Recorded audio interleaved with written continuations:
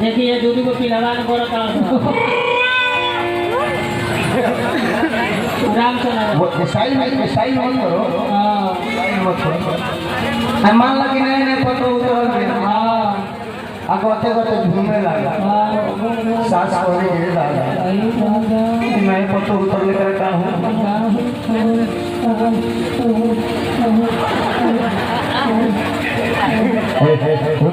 बड़ा बहुत धैर्य वाले तू क्या हंसे मरे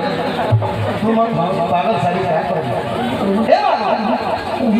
सास लिया के लगे हम हमें चीज हां कि ए बाबा हां ए बाबा बोला ना कि बाबा तो बाबा ए बाबा देखिए ना मैं पतो उतर गया। हां अकेले मुड़िया खाए बोलो बाबा जब देखने बोले कि आ हा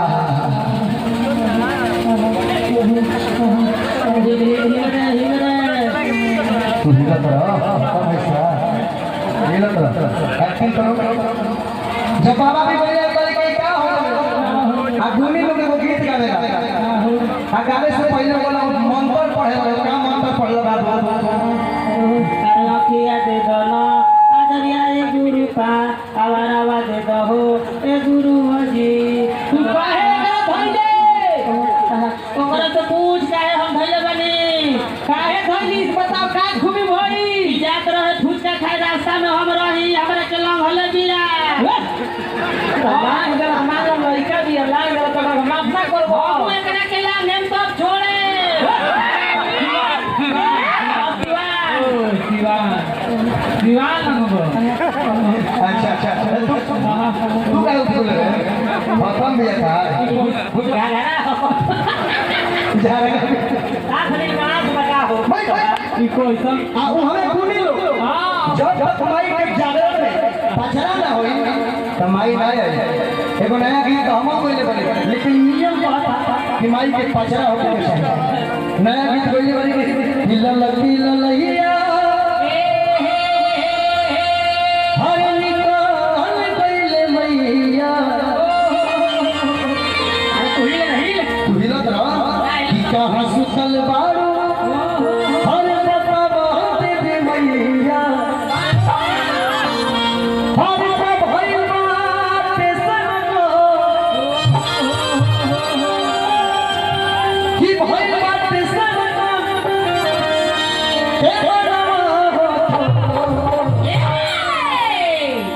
इन्हें गीत है लेकिन हमारे दिल के करीब होला गीत है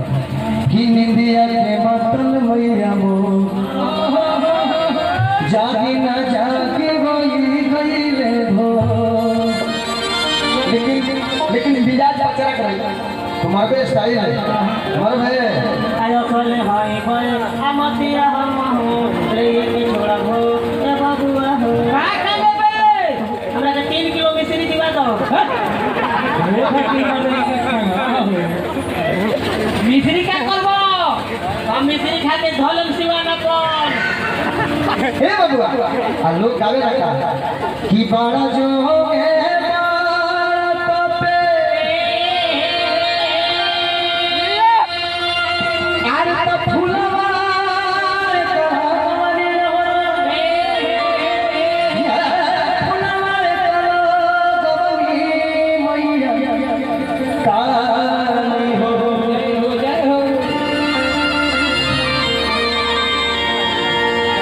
पूर्वे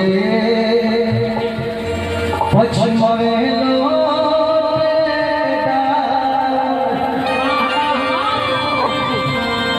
अगर की पचरा काली माई के कान में जाओ तुम्हारी पापा की लगता हमारे जगह वो जरूर के दौड़ो लागे भले ऊपर भी जाई भाई कि पूर्वे पश्चिम